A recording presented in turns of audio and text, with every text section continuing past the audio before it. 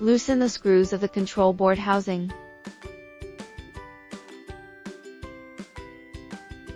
Pull out the control board housing. Remove the 3 ribbons.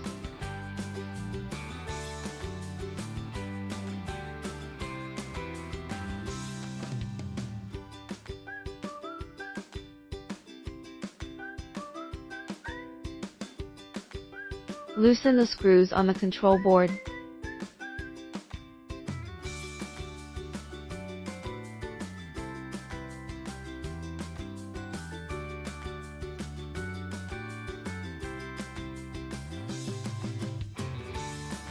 Finally, remove the control board.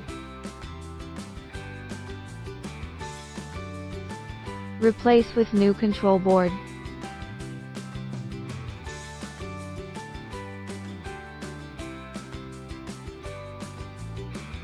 Retighten the screws that secure the control board.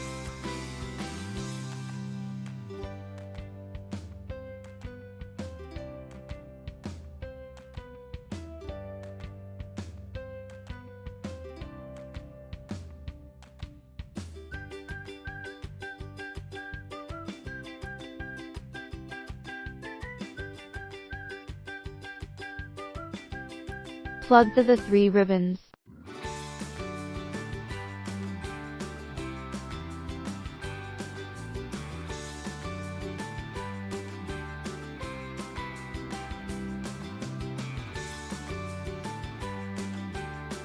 Tighten the screws fixing the control board cover.